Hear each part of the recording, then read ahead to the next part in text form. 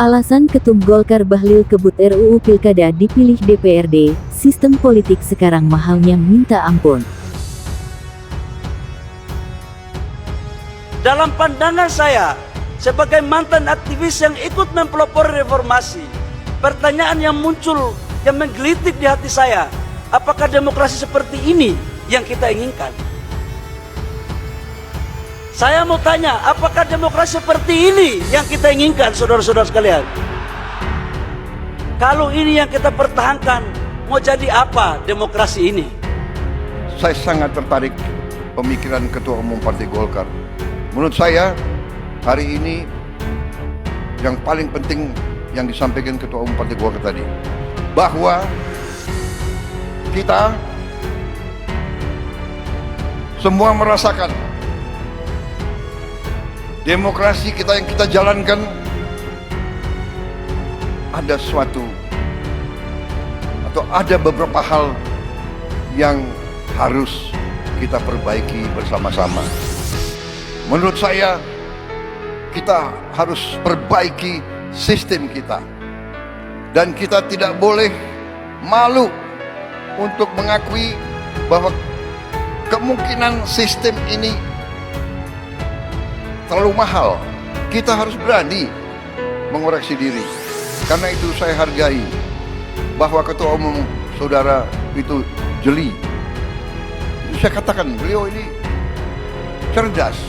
Kalau kita lihat kan ada pengalamannya, justru kita kan berubah menjadi sistem langsung karena kita punya pengalaman, kita punya catatan dengan argumentasi yang hampir sama soal mahalnya biaya politik. Gimana Mbak? Bahwa pilkada langsung itu kita laksanakan sampai sejauh ini ya, 2005 sampai 2024. Pilkada melalui DPRD juga sudah. Ya. Ditunjuk seperti penjabat kemarin juga sudah. Ya. Tiga-tiganya kita sudah mengalami itu, gitu ya. Maka kalau tiga-tiganya sekarang kita evaluasi, Mana yang paling bagus untuk demokrasi? maka kita evaluasi dampaknya yang paling kecil, buruknya itu yang harus kita pilih. Karena semua praktek dari langsung, tidak langsung, melalui ditunjuk, itu semua juga punya dampak positif dan negatif. Oke. Maka tadi itu, kalau langsung partisipatif, bottom up, gitu. Ya. Asumsinya juga sebetulnya. Kalau ditunjuk, top down. Kalau melalui DPRD juga elitis dianggapnya.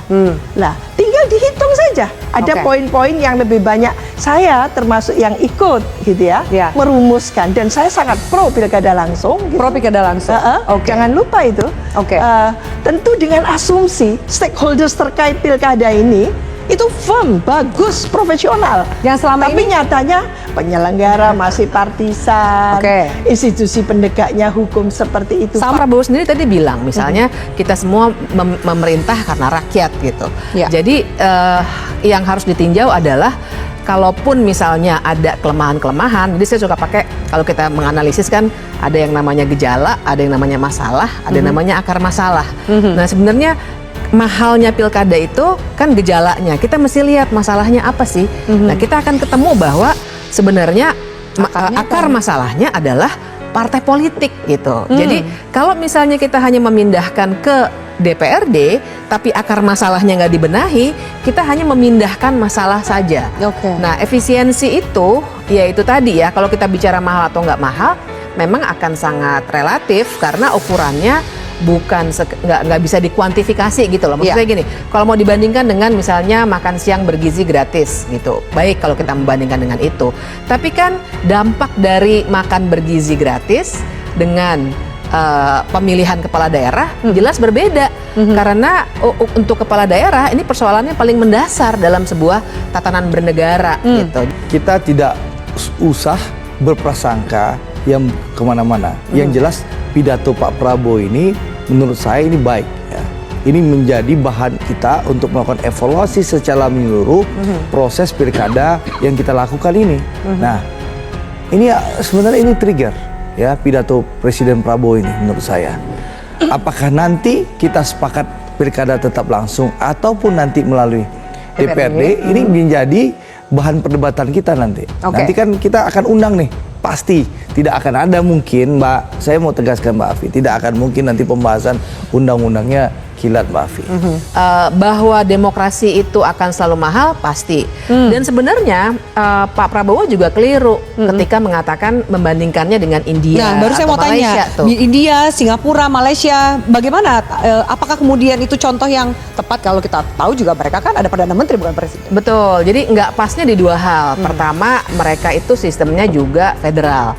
Jadi nggak ada gubernur yang model di kita atau bupati, wali kota dan lain sebagainya. Tapi memang ada negara bagian. Ya. Kemudian kedua, mereka juga sistemnya parlementer. Ya. Jadi biasanya modelnya adalah memang yang dipilih itu DPR-nya duluan atau DPRD duluan.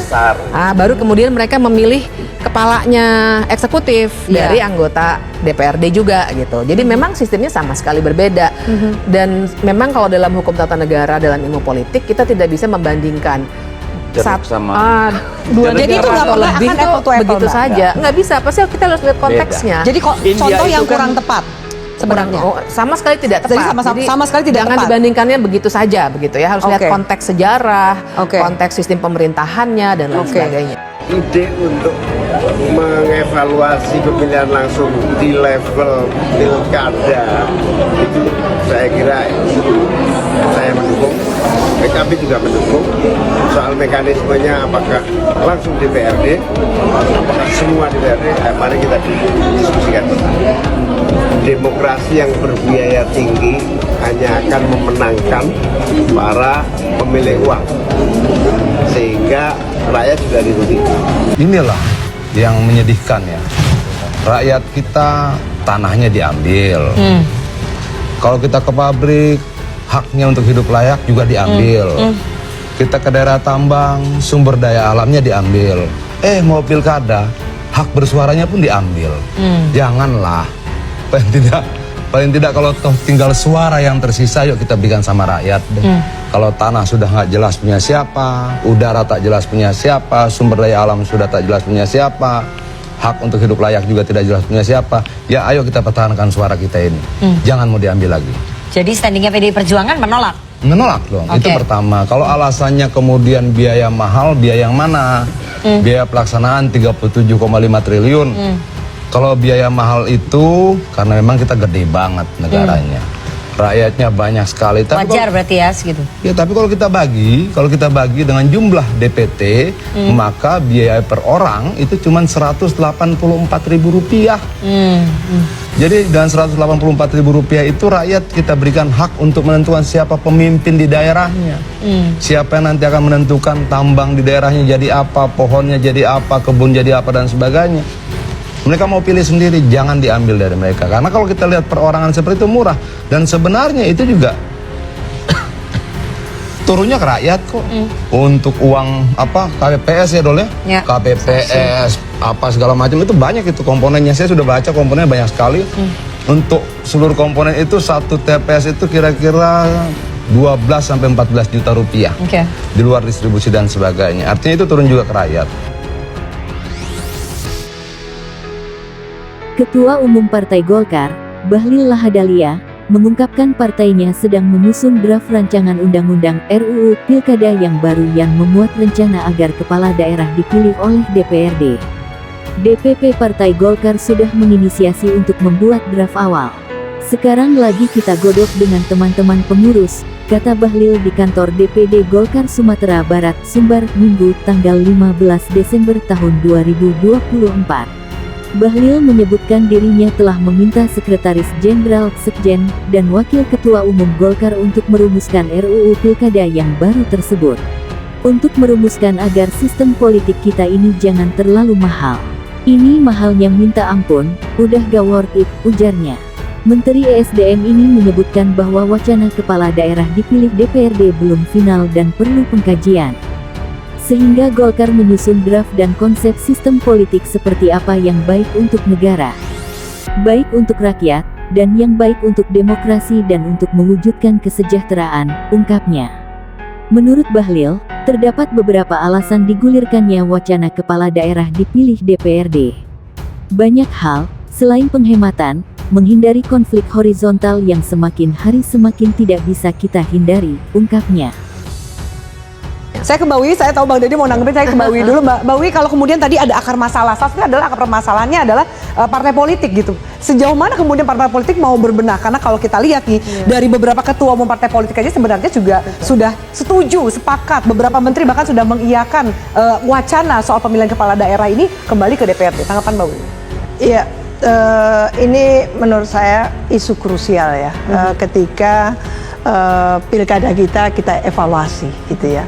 Memang terasakan bahwa pilkada serentak 2024 terasa tawar, hambar gitu ya. Apakah karena ini serentak 1 tahun 3 pemilu diserentakkan, lalu kita anti klimaks seperti itu gitu ya. Ini yang harus dikalkulasi ya secara sangat serius.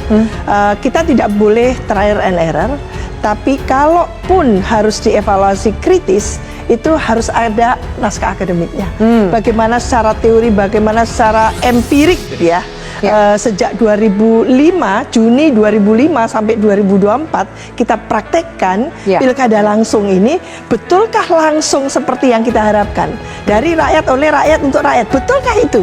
Lalu memang itu adalah ekspresi yang genuine gitu ya, bukan masyarakat di fait accompli oleh elit-elit gitu. Tapi nyatanya ya kok di fait accompli gitu.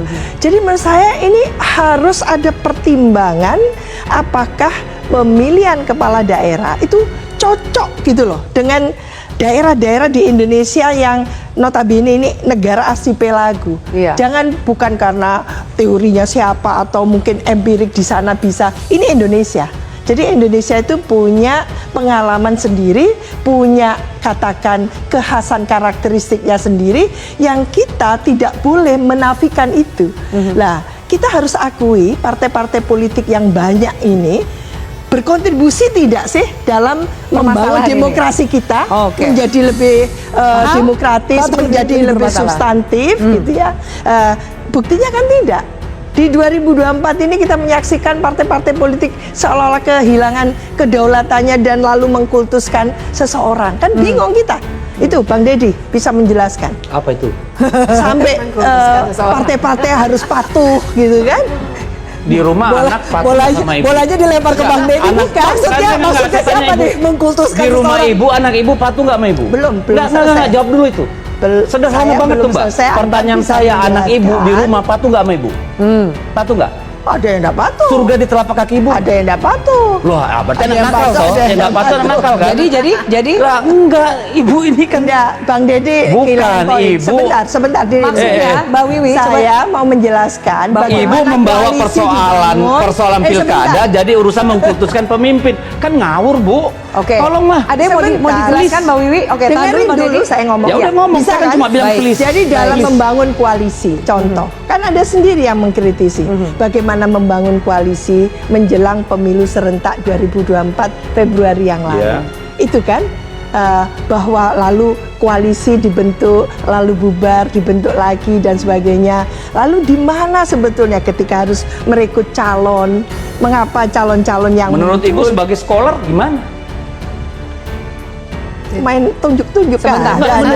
Oke, kita kembalikan ke pertanyaan. Tadi kan kemudian kita mau bicara soal ini kan tadi Mbak Bivitri menjelaskan gitu kan. Ini argumentasi yang melempar sama kita lagi. Menurut Ibu baiknya gimana? Oke, baik. Mbak, saya ubah pertanyaannya supaya kemudian kita nggak terfokus di satu jawaban saja gitu. Lalu kemudian